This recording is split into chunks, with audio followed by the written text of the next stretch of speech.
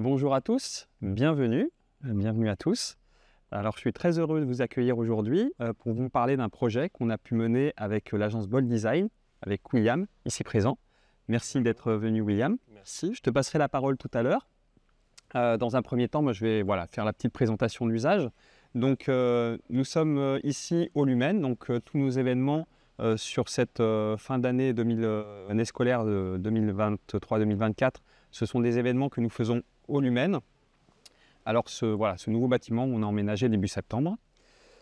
La dernière fois, nous avions fait une rencontre avec Claire Lapassa de l'Atelier Universel sur le projet Oscar. Donc ça, je vous invite à retrouver cette vidéo sur notre chaîne YouTube.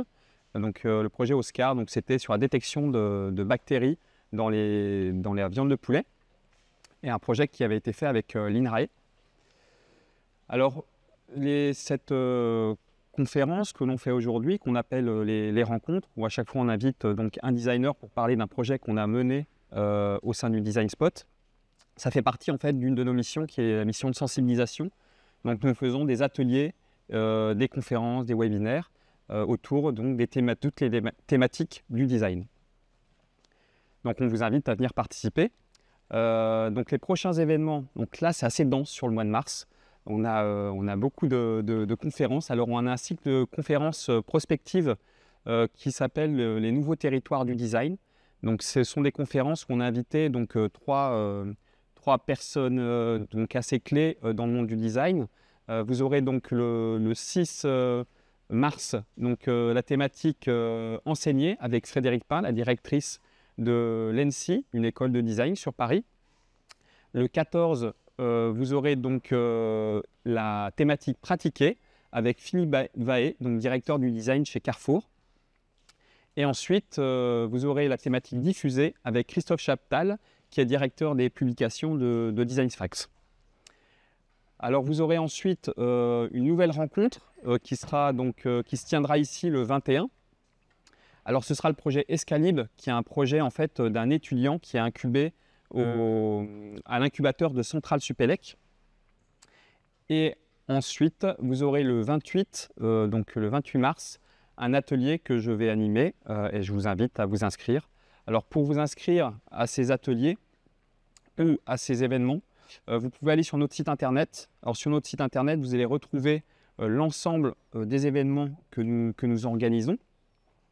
Et vous pourrez vous inscrire à la newsletter, ça c'est l'idéal, comme ça vous êtes tenu informé régulièrement de nos événements. Et pour vous inscrire à la newsletter, c'est très simple, il suffit d'aller dans le footer de notre site web et vous marquez votre email, et vous recevrez donc automatiquement toutes les newsletters, et il y en a une qui va partir très prochainement. Alors, une des missions, c'est sensibiliser. La deuxième mission, c'est accompagner. Donc, le Design Spot est là pour accompagner l'ensemble en fait, des porteurs de projets de l'Université Paris-Saclay, que ce soit des laboratoires, des incubateurs ou bien des étudiants entrepreneurs. Nous les accompagnons dans leurs projets pour les mettre en forme. Donc, nous, on travaille sur l'ensemble en fait, des métiers du design. Ça va de l'identité visuelle, donc création de logo, site web, design de produits, packaging, un peu d'aménagement d'espace aussi, et surtout aussi beaucoup de design d'interface. Et ces accompagnements-là, pour ces accompagnements-là, nous les faisons soit en interne, quand on a la possibilité de les faire en interne, qu'on a les compétences, soit on fait appel à des designers, comme William ici présent de l'agence Bold Design. Alors pour ce projet, c'est un projet qui on a été missionné par le CEA pour accompagner justement deux porteurs de projets qui sont Mohamed Chaouch et Brice Burger, qui sont des chercheurs du CEA et qui travaillent plus spécifiquement au CEA Tech. Donc l'objectif du CEA Tech, c'est de travailler sur les innovations technologiques pour l'industrie. Alors pour ce projet, qui est en fait le projet Mookie, c'est un système pour accompagner les personnes malvoyantes et non-voyantes dans leur déplacement du quotidien, que ce soit en extérieur ou chez eux. Eh bien nous, on a identifié une agence avec qui on trouvait intéressant de travailler, puisque voilà, ils ont des compétences qui correspondaient très bien à ce projet. C'est donc l'agence Bold Design, et je vais laisser William se présenter et présenter l'agence, un peu les travaux, et puis ensuite parler plus spécifiquement du projet. Alors n'hésitez pas à poser des questions, donc soit par le chat pour les personnes qui sont en ligne, nous y répondrons à la fin de la conférence, ou sinon, vous, si les personnes présentes, n'hésitez pas à poser des questions à William. Alors, idéalement à la fin de la conférence, si vous pouvez lever le doigt s'il y a vraiment une question auquel vous voulez avoir une réponse tout de suite. Voilà. Bon, écoute, William, je te laisse la main et puis je te laisse présenter. Et puis, merci encore d'être venu jusqu'à nous. Merci pour l'invitation. Bonjour tout le monde. Bonjour aux internautes aussi qui sont avec nous. Alors, je vais vous parler un petit peu de ce projet, des différentes phases qu'on a pu parcourir pour arriver du coup au résultat. Déjà, donc moi je suis William Boujon, je suis designer, je suis cofondateur de l'agence Bold avec Julien Benayoun. On a créé cette agence du coup en 2008. On travaille principalement à l'échelle de l'objet, donc on va travailler sur du mobilier, sur de l'objet beaucoup plus technologique comme vous allez le voir aujourd'hui, mais aussi on a pas mal on fait de l'accompagnement, on est réellement dans l'accompagnement auprès des entreprises sur du développement de produits, et on va avoir toute une partie de recherche autour des technologies de fabrication, notamment l'impression 3D. Avec laquelle on fait aussi des collaborations avec d'autres agences de design, comme Art Studio par exemple, sur le travail de nouveaux matériaux, mais aussi de matériaux recyclés. C'est un vaste sujet. J'aurais plein de choses à vous raconter, mais je pourrais faire plein de conférences. Mais aujourd'hui, on va parler d'un projet. Donc voilà, Julien et moi, voilà, il fallait cette petite photo. Alors, au niveau de ce projet, comme souvent les projets démarrent, on a démarré avec un brief. Donc, on a eu un brief qui nous est arrivé du Design Spot autour de ce projet, et on est rentré tout de suite dans une découverte du sujet. Ok. Une découverte du sujet et de ses contraintes. Donc, le sujet qui nous est aujourd'hui était un projet du coup qui avait été développé par ces chercheurs autour justement d'un outil qui permettrait aux personnes malvoyantes de pouvoir ou atteindre de cécité, de pouvoir se déplacer dans l'espace. Ah, il y a un petit changement de micro. Ok. Je sentais bien qu'il y avait quelque chose au niveau des micros qui était en train de se tramer là-bas. C'est bon. Très bien. C'est mieux? Ok. Faut que je recommence tout ou on est bon? Alors, donc au niveau de ce projet, donc voilà, donc c'est l'idée pour eux, ils avaient donc conçu un objet qui permettait aux personnes malvoyantes, donc déficience visuelle ou atteinte de cécité, de pouvoir se déplacer et de leur transmettre des informations par une oreillette, avec tout un système embarqué qui permet de décrire en fait aussi les scènes. En précisant dans une salle, il y a une chaise, il y a une table, il y a des personnes, il y a tant de personnes, il y a tant de tables, voilà, donner des informations sur les dimensions, sur l'espace. Donc ça fonctionne évidemment dans des lieux, mais là il était présenté et testé justement avec un ordinateur là, qui n'était pas embarqué encore sur ce projet-là. Donc on va retrouver l'élément de la caméra et ces premiers tests qui sont faits du coup en extérieur. Donc c'est comme ça qu'on a rencontré l'équipe aussi, à côté d'un brief papier, enfin en tout cas qui avait été réalisé à côté, avec les différents besoins et contraintes sur le projet. Donc comme je vous expliquais, voilà, l'objet va permettre de détecter réellement les objets pour les déplacements et les informations sur l'environnement. Donc sur un projet comme celui-là, alors là, c'est pas exhaustif, c'est juste un petit peu explicatif justement pour vous parler un petit peu de ces briefs. Sur ce projet en particulier, on avait un gros sujet sur l'interaction utilisateur, évidemment, tout ce qui va être prise en main, manipulation, c'est un objet, c'est aussi des conditions dans lesquelles on va avoir des grosses contraintes. Quand quelqu'un ne voit pas, il ne faut pas perdre l'objet, voilà, il faut toujours qu'il soit manipulable facilement. Donc un vrai travail au niveau de l'ergonomie et de la manipulation. Une gestion du coût, évidemment, des coûts de fabrication, comme toujours, de toute façon. Mais là, en plus, on est sur de la haute technologie, donc encore plus de contraintes, parce que ça chiffre très vite. La résistance au choc, à l'humidité, à l'eau, à la pluie, voilà, tout ça. Une problématique au niveau de l'autonomie, mais qui doit être liée aussi, mine de rien, à la taille, parce qu'on sait bien que les problématiques de taille de batterie sont toujours un sujet assez important, et du poids sur les petits systèmes embarqués. Une versatilité, un mode d'utilisation qui doit être simplifié. Et tout ça aussi avec des contraintes mécaniques, de systèmes de fixation, de problématiques de changement de batterie, de recharge et d'utilisation globale. Au niveau de la phase de création, alors nous on va toujours avoir une phase, un petit peu une phase au niveau du studio, comme ça je vous parle aussi un petit peu de nous et de la manière dont on fonctionne. Quand on va recevoir un brief et qu'on aura travaillé après une première rencontre avec les entreprises, on va passer dans une phase de création. Moi j'aime bien expliquer que cette phase de création elle est un peu incompressible. C'est pas quelque chose qu'on peut réduire à 4 jours, c'est pas quelque chose qu'on peut réduire à 1 semaine ou à 2 semaines. Il faut qu'on prenne le temps de s'imprégner vraiment des problématiques, des discussions qu'on a pu avoir, des moments sur le terrain s'il y a pu en avoir. Et là, on va passer dans une phase de recherche, de création et de déroulé de cette pensée. Donc on est arrivé à des premières phases de recherche. Alors là, j'ai essayé d'avancer un petit peu au maximum parce qu'on a assez peu de temps ensemble, mais quand même essayer de vous poser quelques grandes étapes qui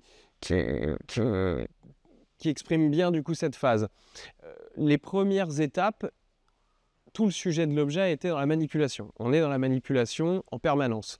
Donc on a commencé à travailler simplement avec l'équipe, avec le design spot et avec du coup les personnes accompagnées malvoyantes qui étaient sur place pour pouvoir travailler sur un premier objet. Et au début, on a commencé simplement par rapport à un volume, sur la manipulation avec des éléments, voilà, une petite recherche avec de la pâte à modeler pour voir où est-ce qu'on pouvait placer nos différents éléments.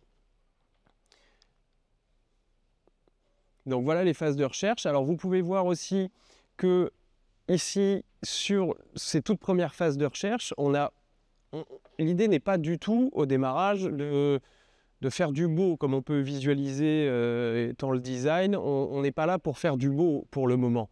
Le beau est lié à la technologie, est lié à son utilisation, et c'est là où on arrive à un projet qui est cohérent. Mais au démarrage, on a besoin de notre base, on a besoin de notre squelette, de savoir où on va et comment on y va. Alors là, on avait réalisé, donc j'en ai ramené, je peux vous en passer si vous voulez voir un petit peu. On avait réalisé quelques éléments qui permettraient, alors, je vais reprendre. On avait réalisé du coup ces petites maquettes imprimées en 3D avec des volumes qui avaient des variations pour pouvoir les mettre dans les mains de personnes malvoyantes pour qu'elles puissent nous parler de leurs sensations au niveau de la prise en main, au niveau de la manipulation. Ça, c'était vraiment notre base. Ça nous a donné quelques guidelines pour pouvoir continuer à avancer formellement sur l'objet. Et puis, ça étant évidemment lié à tous ces éléments, donc là c'est pareil, j'ai une représentation de l'élément de caméra qui se trouve dedans, étant lié à toute la technologie qui va être embarquée, donc les cartes électroniques, les batteries et les caméras. Alors au niveau des premiers concepts, une fois qu'on a eu ces éléments, on a eu ces informations formelles, on a eu nos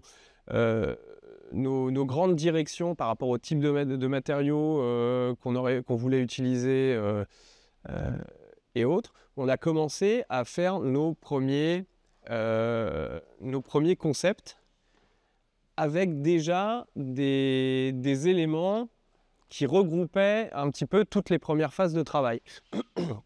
Donc on peut voir, je crois que ça marche, non ça marche pas. On peut voir par exemple sur un premier sketch comme celui-là, qu'on avait établi un système de fixation avec une batterie intégrée, détachable, pour le recharger, pour pouvoir le changer. Et du coup des éléments aussi, des zones qui sont des zones de préhension, mais aussi des zones d'interaction avec l'utilisateur. Voilà un deuxième modèle sur lequel on avait travaillé, qu'on avait essayé de condenser un petit peu plus, qui lui avait été travaillé avec une espèce de chaussette silicone qui nous paraissait assez cohérent par rapport aux problématiques de choc et autres. Ça, ce sont donc des premières étapes de croquis. Une fois qu'on est arrivé à ces premiers éléments, on va continuer à tirer le fil. Et on va tirer le fil et on va avoir évidemment forcément des éléments qui vont arriver, des éléments nouveaux qui vont arriver avec la technologie, parce qu'un projet aussi, ça se développe, un produit, ça se développe sur un temps un temps un petit peu long. C'est-à-dire qu'on n'est pas sur un mois en général, on va travailler sur 6 mois, un an et demi parfois, plus parfois sur d'autres objets. Parce que l'objet, on est confronté à la fabrication, on est confronté à la matière. Là, je vous parle de production. Après on est confronté du coup aux problématiques de prototypage, et puis après de série et de grandes séries. Donc tout ça, il faut de l'adaptation aussi à chaque fois.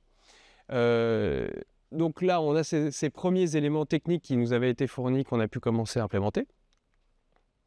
Et sont arrivées de nouvelles contraintes. Donc, au niveau de ces nouvelles contraintes techniques, on a commencé à développer des évolutions. Au niveau de la recherche du produit, c'est un objet qui fonctionnait très bien déporté de la caméra, comme vous avez pu voir sur les toutes premières images, où en fait uniquement la caméra est fixée sur la canne et tout le système est déporté dans un sac. Quand on amène toute cette technologie dans une zone aussi resserrée, on va avoir des problématiques de température. Et en fait, on s'est rendu compte que par rapport aux technologies et aux capacités de calcul qui étaient demandées, qui sont énormes par rapport à un petit objet comme celui-là, il y avait des problématiques de température qu'il fallait gérer. Donc il nous fallait diffuser cette température. Alors, autant dire que pour diffuser de la température, il va falloir qu'on change de matériaux, qu'on aménage du coup aussi tout notre objet pour ces contraintes. Donc les éléments arrivant, les tailles de batterie se décidant, tous les éléments techniques avançant, chemin faisant, ça fait longtemps, je la sors pas souvent celle-là. On a réussi du coup à compacter tout ça au maximum sur un objet qui se devait être le plus compact possible. Et on a dû revoir notre copie parce qu'il nous fallait que l'intégralité de l'objet puisse dégager cette chaleur intense qui était produite par les processeurs. Donc on est parti sur un objet avec une coque en aluminium et aussi un radiateur à l'arrière pour diffuser aussi les chaleurs. Donc il a fallu qu'on revoie un petit peu l'ensemble. On va le voir aussi un petit peu après. Donc au niveau de la manipulation, on reste dans un objet qui est à une petite échelle, qui fonctionne sur tous les éléments de manipulation. Et on rentre du coup dans cette phase de prototypage dont je vous parlais un petit peu tout à l'heure. Alors je vous ai aussi parlé un petit peu de l'impression 3D, qui est un sujet sur lequel on travaille énormément. Et en fait, il y a énormément de possibilités par rapport à l'impression 3D et surtout dans le prototypage. Ici, des différentes technologies de fabrication additive pour l'impression 3D, et en fait, on a dû utiliser pour cet objet différentes techniques Parce que selon évidemment les types de matériaux, les types de finitions que vous voulez utiliser, vous allez pouvoir piocher dans toutes ces technologies. Donc ici, pour cet objet, on a principalement travaillé sur une impression en fait, d'aluminium. L'intégralité des parties métalliques en aluminium ont été imprimées et toutes les parties en SLS ont été imprimées, c'est un plastique hein, au final, ont été imprimées aussi, jusqu'aux boutons qui ont été... alors peut-être que la dernière version, je ne me rappelle plus parce que ça fait un moment, peut-être que la dernière version ont été moulées. Ouais, elles avaient été moulées par notre ami Stéphane Varon, et qui a fait du très bon boulot d'ailleurs, merci à lui. Donc c'est ça aussi qui est intéressant, c'est que pour le travail de prototypage, mais aussi pour la production après, on peut complètement s'appuyer sur l'impression 3D et ces technologies-là. Et ce qui permettent, là en plus dans des phases d'itération, on va avoir besoin d'un premier prototype avec telle spécificité pour passer un deuxième, un troisième et autres. Ah, super, merci. On va pouvoir évoluer, itérer du coup nos objets et avoir des pièces très techniques. Est-ce qu'il a été chargé? Non. C'est pas très grave. Merci. Donc voilà, très, très bon outil évidemment pour le prototypage. Donc voilà, là vous avez une petite vue lors du prototypage, la réception des pièces, les différents éléments mécaniques et les démarrages du coup de l'intégration de toutes les cartes électroniques, de tous les éléments des boutons et autres caméras.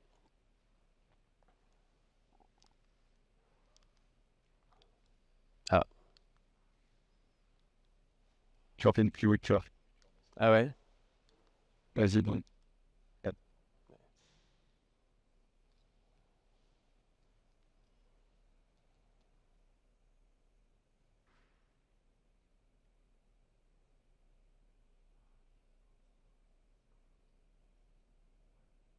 Donc là, c'est ça qui n'a pas le son. Mais c'est vrai, expliquer que c'était William montrait, alors on ne m'entend pas bien. Ouais, non, mais je vais. Oui, tout à fait. Oui, bien sûr. Du coup, là, c'était vraiment la finalisation du prototypage. Une fois que tout avait été mis en place, les premiers assemblages de validation. Donc, on a énormément de problématiques sur un projet comme celui-là, mine de rien, parce qu'en fait, on joue dans un mouchoir de poche. Donc, on est au 10e de millimètre près pour nos emboîtements, pour le placement des cartes, pour le placement des boutons, pour que toute l'électronique puisse se gérer. Alors, en tant que consommateur, on ne s'en rend pas forcément compte de tout ça. Parce que ça va être, on va tous avoir des téléphones dans nos poches avec de la microélectronique extrêmement complexe. On utilise de la haute technologie en permanence. Mais en fait, au niveau des développements produits, c'est des années de recherche, de travail, de prototypage, de phases d'évolution qui ont amené à tout ça avec des batteries de fabrication et d'outils industriels de haute technologie. On a un peu tendance parfois à l'oublier et c'est pour ça aussi que dans l'accompagnement que fait le Design Spot par rapport à ces chercheurs, à ces startups, à ces structures, c'est parfois important aussi de reposer les étapes, reposer les éléments de compréhension, savoir comment on va y aller et accompagner justement par une agence de design pour franchir les bonnes étapes. Donc voilà notre petit objet finalisé qui a été aussi par la suite testé par l'équipe. Voilà, donc ce qui est toujours intéressant, c'est que il faut toujours se dire qu'un prototype, c'est jamais l'objet définitif. C'est jamais un objet définitif qui va pouvoir être immédiatement exploité par un utilisateur lambda. Il va toujours falloir passer par une première phase de prototypage, des ajustements, le retravailler. C'est pour ça qu'en fait, c'est assez rigolo parce que dans les produits, vous allez avoir le iPhone 1, 2, 3, 4, 5, 6. Et c'est un petit peu ça. Et c'est juste une recherche permanente sur ces évolutions-là. Et c'est un travail qu'il faut effectuer pour justement améliorer et lisser parfaitement les projets. Voilà pour la présentation globale du projet. Alors j'ai été assez efficace, je pense, dans ma présentation, mine de rien. Mais je suis ouvert du coup à toutes les questions. Et voilà, je voulais vous donner un petit panel, en tout cas, des étapes qu'on avait pu avoir avec ce projet. On va se passer le micro parce que du coup... Ah, très bien. Sinon, j'étais très frustré de ne pas pouvoir, pas pouvoir intervenir. Normalement, il y a un peu plus d'échanges parce que voilà, j'ai aussi un micro de disponible. Donc, bon, pour que tout le monde puisse bien t'entendre et puis bien m'entendre aussi, j'ai préféré intervenir du coup à la fin. Alors, ce qui est vraiment... enfin, nous, si on l'avait su, en tout cas, au début de ce projet, si on avait su à quel point ça allait être compliqué, on n'y serait peut-être pas allé. Parce on s'est lancé, c'est aussi souvent ça, les études qu'on peut faire. Enfin, ça dépend bien sûr des projets, mais il y en a qui sont plus ou moins complexes. On ne se rend pas toujours compte de l'ampleur en fait de l'étude qui va y avoir. Et je ne dis pas ça pour te flatter, William, mais si ça n'avait pas été l'agence Bold Design qui avait fait ce projet, et puis moi aussi la chance que tu sois à proximité, mais bon, ça a été une grande chance, quoi, et ils n'auraient pas pu aboutir à un projet en si peu de temps, aussi bien dessiné, avec toutes ces contraintes techniques. Parce qu'il faut bien se rendre compte, alors on le voyait très bien sur la zappette, sur cette image-là, on se rend un peu compte de tous les éléments qu'il y a à l'intérieur. Enfin, après, William explique très modestement tout le projet, tout le travail qui a été fait. Mais il y a deux couches de cartes électroniques. Il y a des cartes qui intègrent les boutons et des vibreurs au niveau des boutons. Donc, quand vous avez ce produit en main, en fait, vous avez chaque bouton où il y a un retour par vibration. Comme ça, la personne malvoyante va pouvoir aussi avoir un retour d'information directement dans les doigts. Et il va y avoir aussi, alors ça faisait pas vraiment partie de l'étude de design, mais il y a des bracelets ici. Donc la personne va avoir des bracelets aussi, il va pouvoir avoir un retour par vibration. Il va avoir aussi un retour sonore, donc avec des casques audio. Et, vous avez toute la partie batterie, ça a été aussi très complexe, beaucoup de questions sur les batteries, la puissance qui était nécessaire pour alimenter ce produit, parce qu'il chauffe beaucoup, ça veut dire qu'il consomme beaucoup d'énergie. Donc on voit d'ailleurs, c'était ça l'intérêt aussi de travailler avec Bold Design, parce qu'ils ont une connaissance donc tous les systèmes d'impression 3D qui peuvent exister.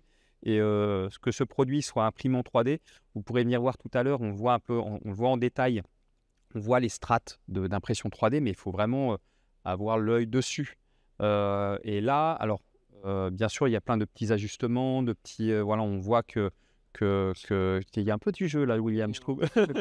Et on a, mine de rien, on a aussi l'efficacité technique réelle du matériau directement, sans avoir besoin de passer par un moulage, un usinage complexe. Ça, c'est vraiment super. Ouais. Oui, voilà, là, il y a 0 moule, quoi. Donc, et on peut voir, du coup, vous verrez la finesse de l'impression 3D ici, sur le radiateur, sur le dissipateur thermique. Et puis après, il y a toute la partie assemblage, puisque alors, je ne sais pas si tu en as parlé, mais il y a ici, sur la coque batterie, il y a un clip. Donc, il y a aussi une souplesse qui est amenée au niveau du... Tiens, tu peux montrer. Ces plastiques-là, on monte, on apporte. Alors, ce ne sera pas une fonctionnalité qui va perdurer dans le temps, puisqu'il n'y a pas la même résistance quand même que des plastiques en injection. Donc, à force d'être manipulé, il va y avoir une fragilité quand même dans ces pièces d'impression 3D. Mais voilà, nous, on n'est jamais allé aussi loin dans le prototypage d'un produit aussi complexe, parce que là, c'est un produit qui est fonctionnel. Voilà, alors en termes de design, de purement de design, bien sûr qu'il y a encore du travail parce qu'il y a des ajustements à faire, il y a plein de petites formes où on est d'accord. Enfin, il y a un travail encore de design à réaliser pour affiner ce produit. Mais voilà, puis il y a aussi la diversité de techniques qui sont intégrées dans ce produit. Il y a, comme l'a dit William, la partie souple pour les boutons, les coques métal, les batteries qui sont donc avec un plastique avec une impression poudre. Et puis il y a toute la partie connectique, ajustement, enfin tout ça, visserie. Et je crois que tu as passé des très bonnes nuits. On est aussi, avec Bold, on travaille avec des très bons ingénieurs aussi mécaniques qui nous aident sur certaines parties vraiment complexes d'ajustement. Parce que quand on a vraiment des éléments, enfin des projets avec beaucoup de complexité, de jonction, des besoins de tolérance, de matériaux, et qu'on arrive à certaines échelles, on travaille du coup avec des entreprises voilà, qui nous aident sur ces parties-là. Oui, on le voit d'ailleurs, la partie, je crois que c'est un peu avant. C'était... là, c'est les préfigurations, on va dire. Ça, c'est avant que l'ingénieur méca intervienne. Et puis ensuite, une fois que l'ingénieur méca est intervenu, on peut voir ici les détails des différentes pièces avec les visseries, avec surtout les gestions visseries et mécaniques pour certains systèmes d'enclenchement. Voilà. Que dire d'autre après? Après, on a eu aussi 2 chefs de projet qui étaient au top. Enfin, Mohamed et Brice, voilà, c'était vraiment très agréable de travailler avec eux. Voilà, ils étaient, même si ils nous enquiquinaient un peu parce qu'ils étaient très, très exigeants et puis ils demandaient beaucoup. Enfin, à William, ils ont demandé quand même beaucoup sur la partie prototypage. C'est quand même, ça a permis d'amener ce projet jusqu'au bout. Alors, on peut se poser la question, est-ce que ça aboutit vraiment à un produit commercialisé? En fait, la difficulté qu'il y a eu avec ce projet, c'est en fait l'évolution des technos. C'est-à-dire que les technologies évoluent extrêmement vite. Et déjà, c'est ce qu'expliquait William, déjà entre la première version où normalement il y avait des ultrasons qui étaient intégrés. En fait, il y avait des ultrasons plus des caméras. Les ultrasons ont l'avantage de pouvoir détecter des obstacles aussi d'une autre manière que les caméras. Et du coup, on peut détecter plus facilement la proximité des chauves-souris font très bien. Les chauves-souris font très bien, exactement. On aurait pu faire du biomimétisme. Et ça détecte les vitres aussi. Ce qui, il me semble, oui, si les ultrasons détectent les vitres, et ce que les caméras ont du mal à détecter. Donc, il y avait une complémentarité. Et en fait, on s'est rendu compte, avec le temps arrivant, en fait, ils ont réussi à développer des capteurs caméra plus performants. Donc, c'est RealSense, je crois, je sais pas. Et donc, ils ont développé une caméra plus performante, c'est celle qu'il y a dans ce produit-là, mais du coup, qui prend plus de place.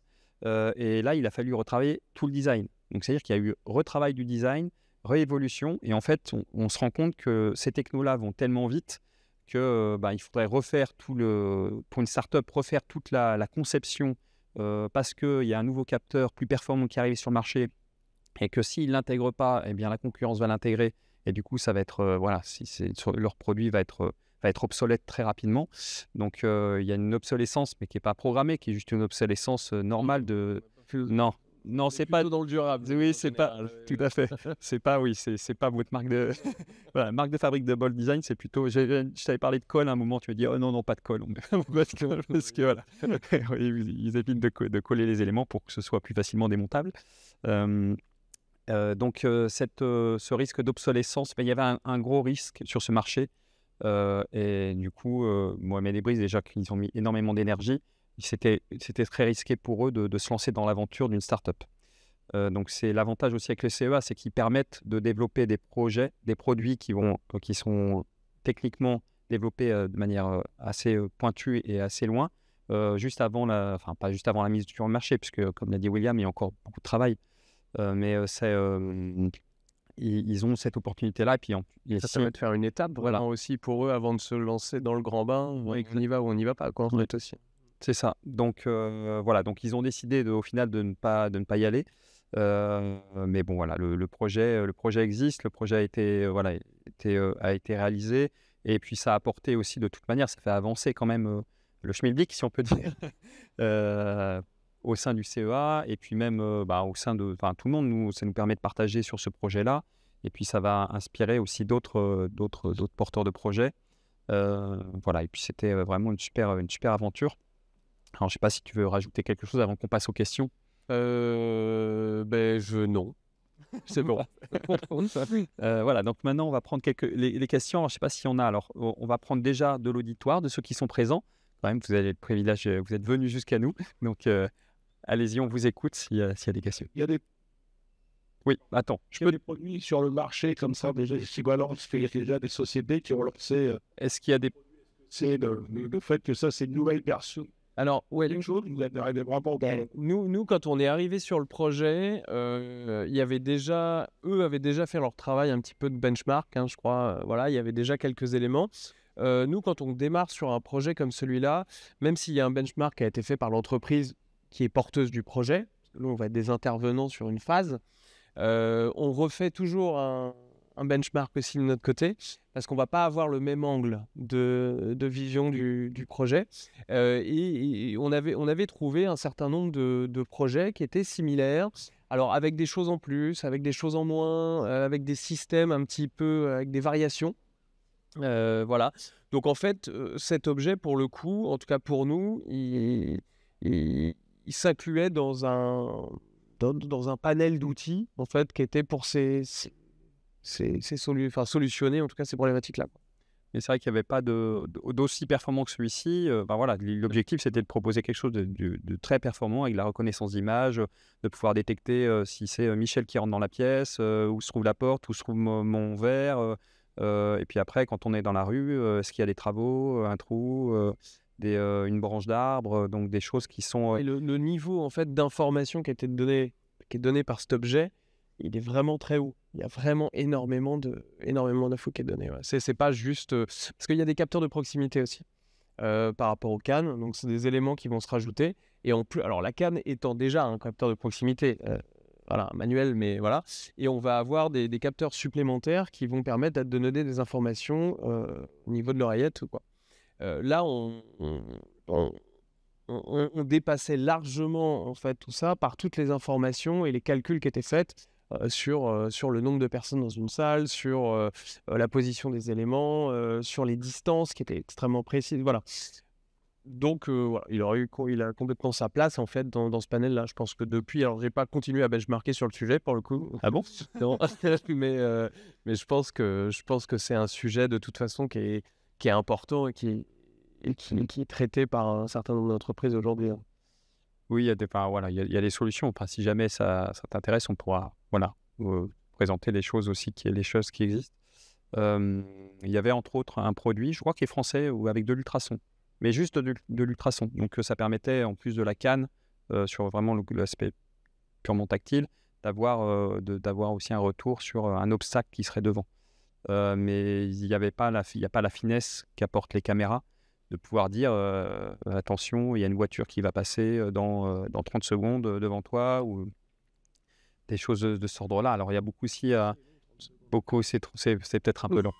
Il y a beaucoup de développement logiciel aussi qu'il y a derrière. Et c'est là où il y a l'expertise du CEA qui permet d'amener cette technologie. Alors, on est aussi sur des technos très pointus. Et puis, Oui, parce que c'est vrai que là, au final, on a parlé que... c'est notre rôle aussi. Nous, on est dans la partie hardware au final. Mais il y a tout le travail derrière, software, de gestion des informations, d'ajustement des capteurs, tout ce travail soft aussi qui est hyper important dans un projet. Oui, tout à fait. Et là, c'est la spécialité de Mohamed Ebris, c'est la reconnaissance d'image. Et donc là, l'idée, c'était de voir comment ils pouvaient utiliser leur savoir-faire pour un projet qui a du sens pour l'humain, quoi. Comment est-ce que vous devez gérer le design intérieur? C'est-à-dire comment assembler les composants électroniques, les différentes cartes, les caméras?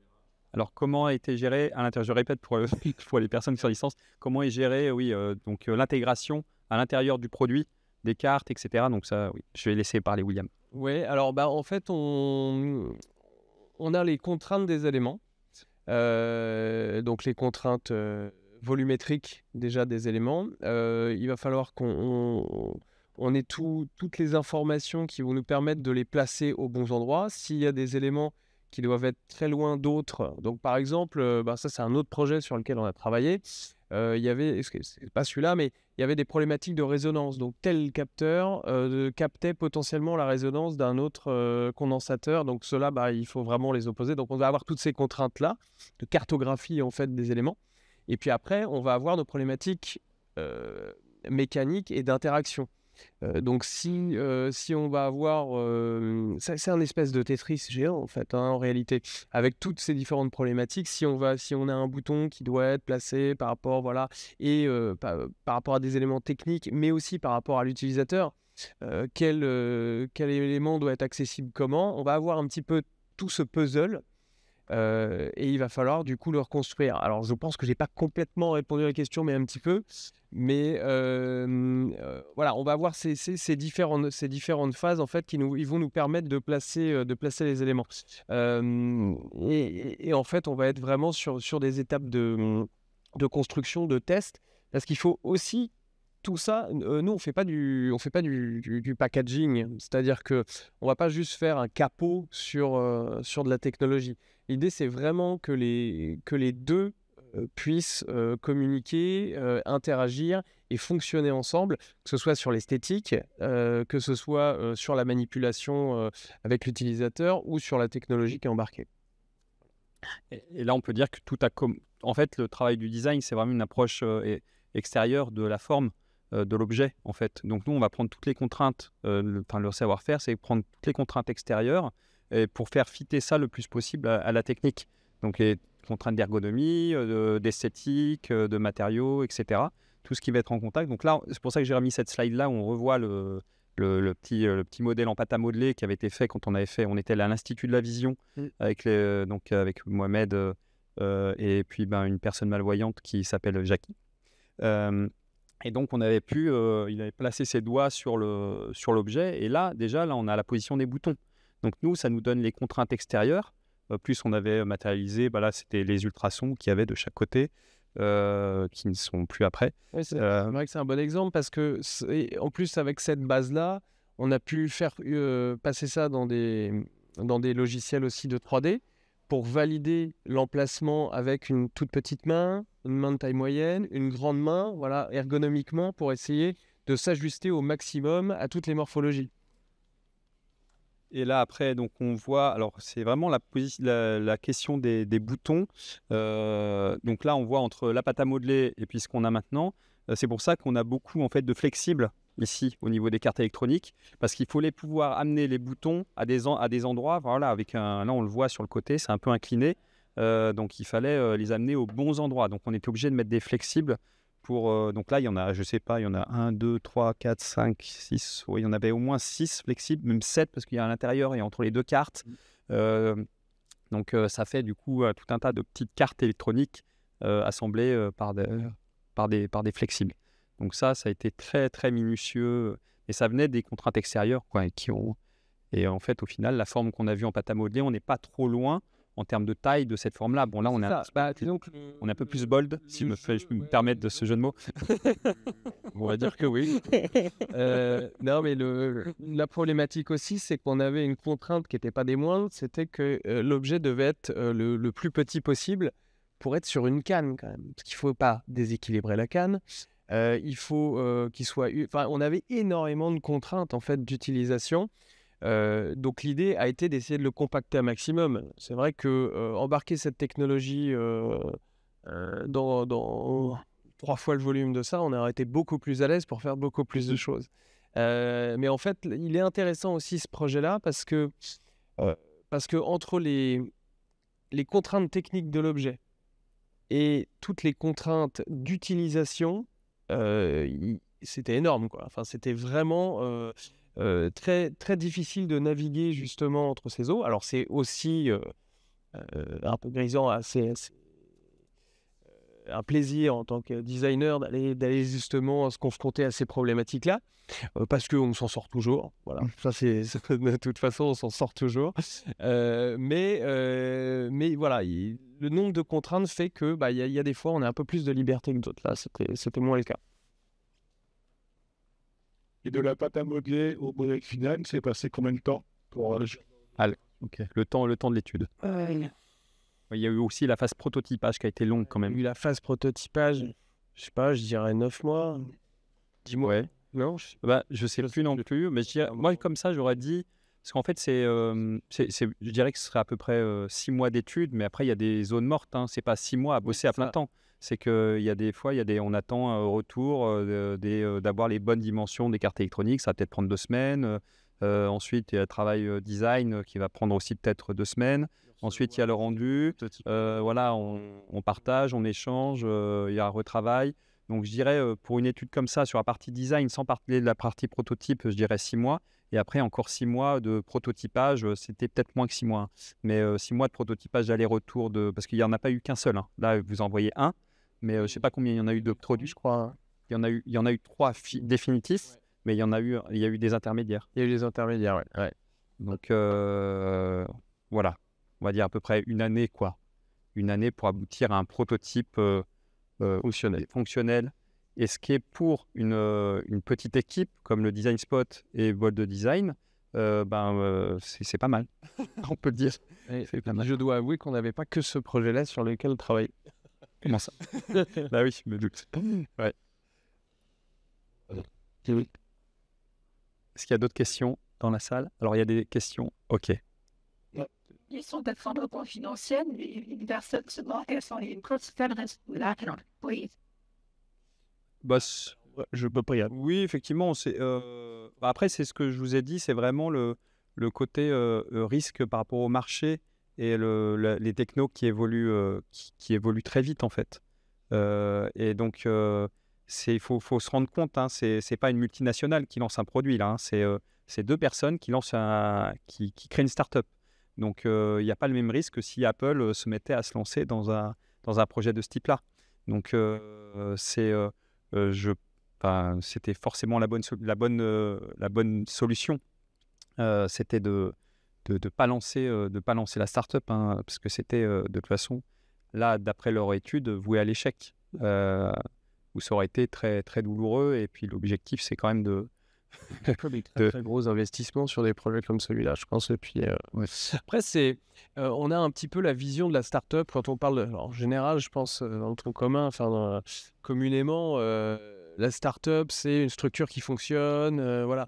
Mais la réalité, c'est qu'il y a énormément de start-up qui naissent et qui meurent tous les jours, en permanence. En tant que studio de design ou design spot, vous devez le voir aussi. C'est-à-dire que les gens tentent, se lancent, développent des choses. Ça peut durer 6 mois, ça peut durer 1 an. Bon, en général, c'est un peu plus de 6 mois quand même. Ça dure quelques années et ça fonctionne ou ça ne fonctionne pas. Ça prend du temps déjà de développer des produits, de lancer ces produits, qu'ils trouvent leur clientèle, que ça fonctionne, qu'on fasse évoluer en plus après la start-up. Donc voilà, toutes les start-up n'ont pas la chance de se développer suffisamment pour devenir pérennes.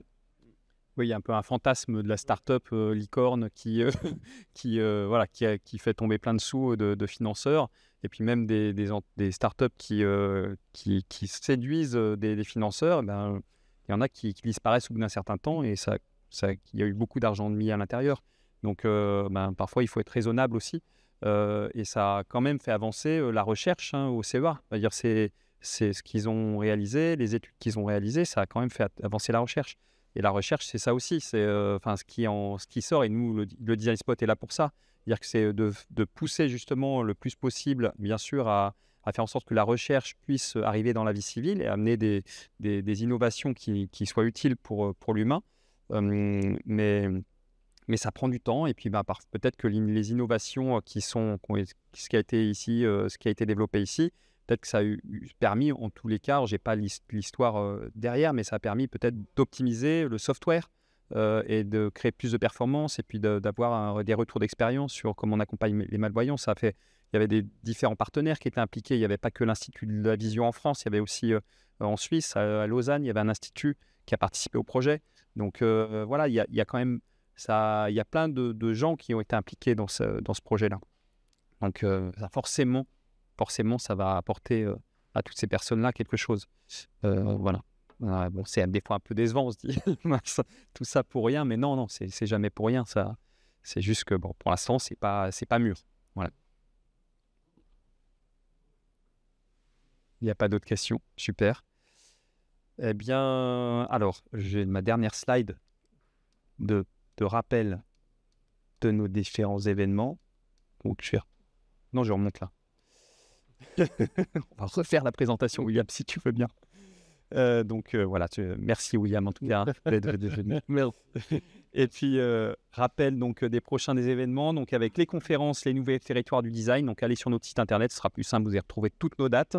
Donc une nouvelle rencontre avec le projet Escalib. Donc c'est un étudiant entrepreneur de Centrale Supélec qui a développé un système d'assurage pour l'escalade, assurage en autonomie. Super travail donc, qui a été fait avec Laurent Vermiglio, un designer avec qui on travaille régulièrement. Et puis l'atelier C'est quoi le design. Donc si vous voulez venir au Lumen et puis qu'on passe un bon moment il y a certains collègues qui ont déjà participé et ce sera un vrai plaisir de vous retrouver au Lumen.